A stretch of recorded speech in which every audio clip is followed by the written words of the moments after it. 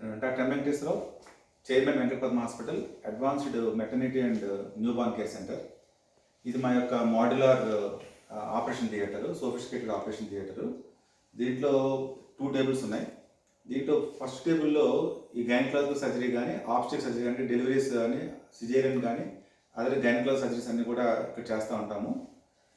ప్రతి baby delivery అయిన ప్రతి బేబీని కూడా ఇక్కడ మాకు హాస్పిటల్లో రౌండ్ ది క్లాక్ అవైలబుల్ ఉన్న పీడియాట్రిషియన్ ప్రతి బేబీకి కూడా మాకు ప్రతి సిజేరియన్ కూడా అటెండ్ అవుతూ ఉంటాము. సో బేబీ డెలివరీ అయిన వెంటనే ఇమీడియట్గా ఇది న్యూనేటల్ రిసెసిటేటర్, ఇలాంటి దీని మీద బేబీని దీనిలో పడుకోబెట్టి మొత్తం క్లీనింగ్ ప్రాసెస్ కానీ, మిగతా రికవరీ ప్రాసెస్ కానీ అన్నీ మనం చేస్తూ ఉంటాము. వన్స్ బేబీ కొంచెం రికవరీ అయిన తర్వాత జనరల్గా మదర్ సైడ్కి మేము షిఫ్ట్ చేస్తాము. ఈ మెషిన్ మీరు గమనిస్తే ఇది నియోపఫ్ మెషిన్. అది ఒక ఇన్ కేసు ప్రిమేచర్గా బేబీ కానీ ఆపరేషన్ ద్వారా కానీ డెలివరీ అయితే, సో ఇక్కడి నుంచే బేబీని ఎన్ఐసిలోకి న్యూనేటల్ ఇంటెన్సివ్ కేర్ షిఫ్ట్ చేయడానికి మధ్యలో ఈ గ్యాప్ కూడా మనకి ట్రీట్మెంట్ పార్ట్లో, అంటే ఆల్మోస్ట్ పుట్టిన 1 సెకండ్లోనే ట్రీట్మెంట్ స్టార్ట్ చేయడానికి అవకాశం ఉన్న ఎక్విప్మెంట్ ఇది.